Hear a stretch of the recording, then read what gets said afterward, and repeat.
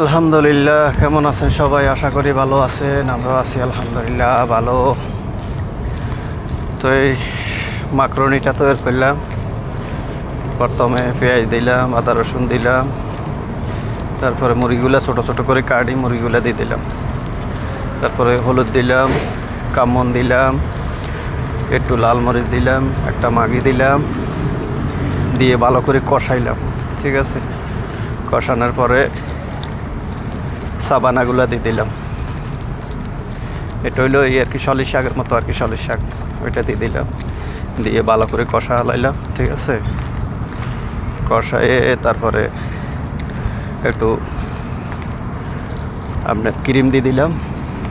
ঠিক আছে, বেশামিল দিয়ে দিলাম, একটু ক্রিম দিয়ে দিলাম,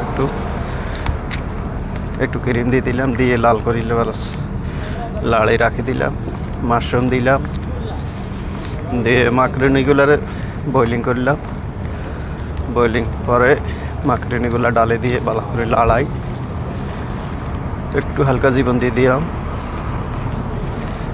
দিয়ে হয়ে গেল। মাওনের মধ্যে লইলাম, একটা মাওনে লইয়ে উপরে দিয়ে জীবন বেশামিল দিয়ে জীবন দিয়ে প্যানের ভিতরে দিয়ে উপরে নিচে জ্বালা দিবেন, দিলে লাল হয়ে যাবে।